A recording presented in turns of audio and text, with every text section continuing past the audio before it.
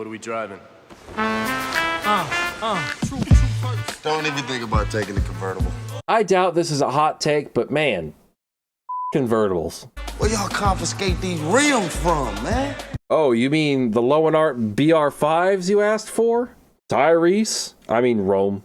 If you guys haven't seen my interview with Craig Lieberman, or if you haven't seen any of Craig's videos, because he's the tech advisor for the first two movies, you may not know that there was a kerfuffle around these wheels that were used on the Eclipse, or rims, whatever you want to call them these days.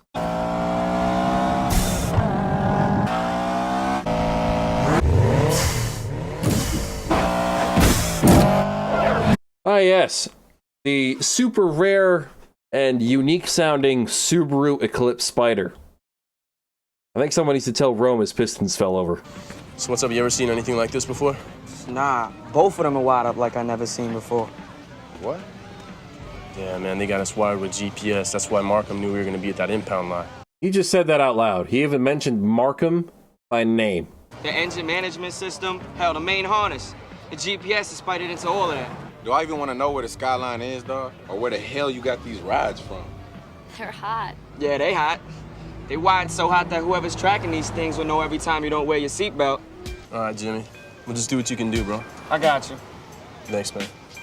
All this suspicion, and Brian does nothing and says nothing to dissuade them, and it's never brought up again. There's no way we're gonna beat these guys straight up.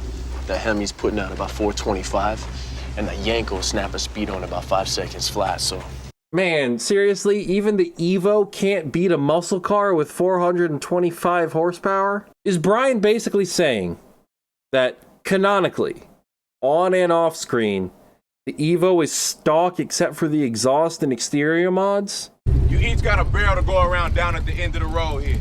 Second wave got to sit tight till your partner crosses this line right here. First team to go down and back twice wins the race. All right, I'll give him credit. It's a creative race idea. I like the idea of a relay style race. The losers will hand over them keys.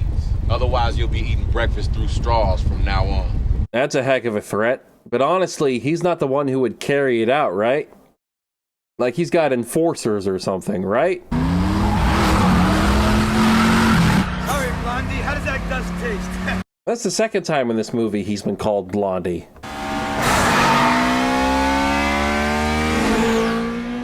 That's either a long first gear, or that car has no power. What the?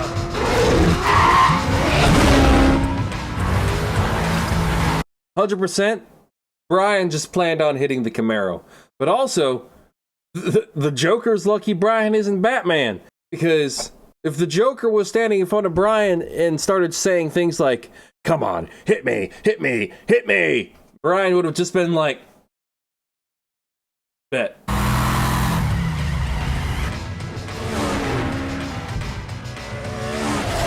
Also, the progression with these cars and the car choices doesn't really make a whole lot of sense. And I know Craig will back me up on saying this, because it would have made a lot more sense for Brian to start in the green Mitsubishi Evo, because there's like a callback to the first movie. He was in the green Eclipse before, which is a Mitsubishi. Incidentally, now he's starting in the Mitsubishi Evo. He's moved up in the world. And then he graduates to the top dog, upper echelon JDM King, the R34 GTR, not too different from the Supra, you know, inline six, sounds like it's single turbo, all that stuff. But instead, it feels more like it's the other way around. I'm not hating on the Evo, I just feel like he went down on the food chain just a little bit.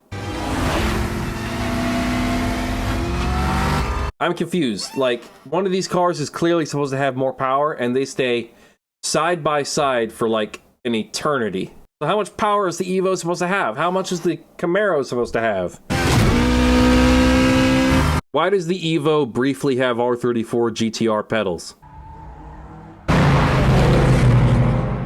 Stay in the right lane, you guys. What are you doing?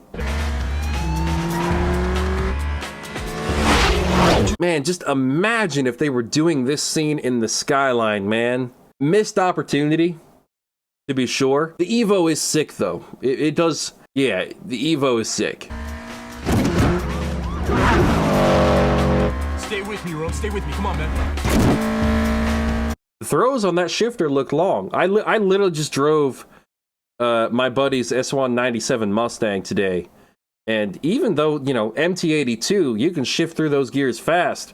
And the throws on that are really short for a factory shifter. I mean, because the reason why I'm bringing this up is because, you know, the comparison is a bit strange, because weren't these cars originally destined for a rally team, like in real life? Like the Evos and all the stunt copies were originally destined for a rally team. So what motorsports team would want a car with, you know, a shifter with throws that are like a mile long? Look at Rome shifting that auto like a manual. Bless his heart. They're catching up, man. Shut up, man. Damn, Brian, you're gonna snap the shifter off. Be gentle with... Well, it's not your car. I was gonna say it's your car. Guys, why do I suddenly want an Evo 7? You're a good driver, man. Thanks, bro. What's the point of having him say this? Because when I first saw this as a kid, right, I thought they were gonna, like, have some sort of bond after this. They were saying nice things to each other.